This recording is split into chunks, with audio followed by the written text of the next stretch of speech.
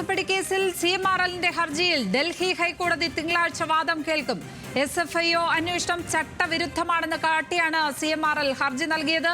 ആദായ നികുതി വകുപ്പും ഷോൺ ജോർജും ഗൂഢാലോചന നടത്തിയെന്നും ഹർജിയിൽ CMRL ആരോപിക്കുന്നു. രഹസ്യ സ്വഭാവമുള്ള ഇന്ററിം സെറ്റിൽമെന്റ് ബോർഡിന്റെ ഉത്തരവ് എങ്ങനെ പുറത്തു വന്നു എന്ന ചോദ്യവും CMRL ഹർജിയിൽ ഉന്നയിക്കുന്നു.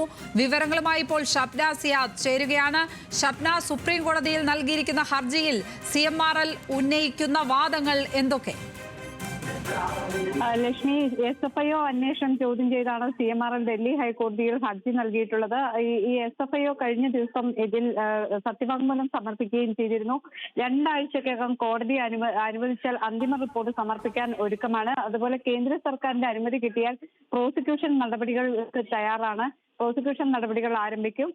മറ്റൊന്ന്, ഈ വീണ അടക്കമുള്ള അവരെ ചോദ്യം ചെയ്ത് കഴിഞ്ഞിരിക്കുന്നു. 20 പേരെ ഇതിൽ ചോദ്യം ചെയ്തിട്ടുണ്ട്. മാസപ്പടി കേസുമായി ബന്ധപ്പെട്ട് അന്വേഷണം ഏറെക്കുറെ പൂർത്തിയായി കഴിഞ്ഞു. തുടങ്ങിയ കാര്യങ്ങൾ ഇന്നലെ തന്നെ SFIO കോടതിയെ അറിയിച്ചിരുന്നു. ഇന്നിപ്പോൾ CMRLന്റെ വാദമാണ് കോടതിയിൽ നടന്നത്. SFIO അന്വേഷണം ചോദ്യം ചെയ്താണ് ഇത്തരം ഒരു ഹർജി നൽകിയിട്ടുള്ളത്. ഈ SFIOയുടെ അന്വേഷണം തന്നെ ചട്ടവിരുദ്ധമാണ് എന്നാണ് CMRL പറയുന്നത്. ആദായ നികുതി വകുപ്പിന്റെ ഇന്ററിം സെറ്റിൽമെന്റ് ബോർഡ് തീർപ്പാക്കിയ കേസിലെ അന്വേഷണം നിയമവിരുദ്ധമാണ്.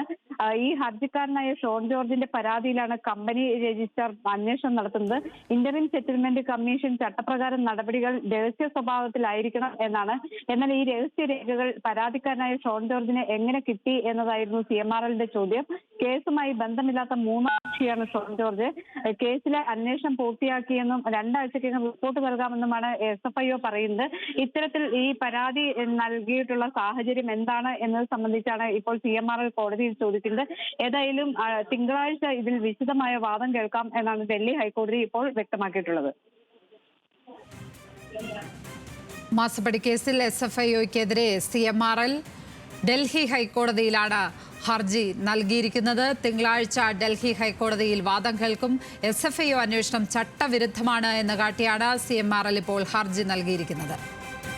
വിശദാംശങ്ങൾ നൽകുകയായിരുന്നു ലീഗൽ ഡെസ്കിൽ നിന്നും ഷബ്ന സിയാദ്.